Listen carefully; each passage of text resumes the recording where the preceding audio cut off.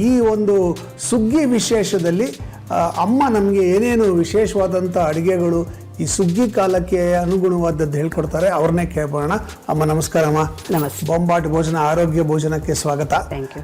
ಸುಗ್ಗಿ ವಿಶೇಷ ಮಾಡೋಣ ಅಂತ ಇಡೀ ವಾರ, ಅಂದರೆ ಮುಂದಿನ ವಾರ ಸಂಕ್ರಾಂತಿ ಹಬ್ಬ ಇರೋದ್ರಿಂದ ಉತ್ತಮವಾಗಿ ಸಜ್ಜೆಯನ್ನು ಆಯ್ಕೆ ಮಾಡ್ಕೊಂಡಿದ್ದೀನಿ.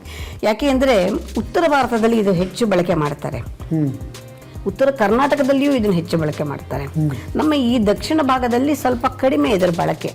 ಇದರೊಳಗೆ ರೊಟ್ಟಿಗೆಲ್ಲ ತುಂಬ ಚೆನ್ನಾಗಾಗತ್ತೆ, ಆದರೆ ಸ್ವಲ್ಪ ಮಾಡಿ ಅಭ್ಯಾಸ ಇಲ್ಲದಿದ್ದವರಿಗೆ ಇದು ಚೆನ್ನಾಗಾಗೋದಿಲ್ಲ ಮಾಡೋಕ್ಕೆ.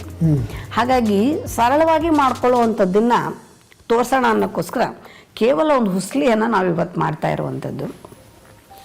ಸಾಮಾನ್ಯವಾಗಿ ನಮ್ಮ ನೇಚರ್ ಹೇಗಿದೆ ಅಂದರೆ ಮನುಷ್ಯನಿಗೆ ಏನೇನೆಲ್ಲ ಬೇಕೋ ಎಲ್ಲವನ್ನೂ ಒಂಥರ ಪ್ಯಾಕ್ಡ್ ಥರ ಕೊಟ್ಬಿಟ್ಟಿದೆ.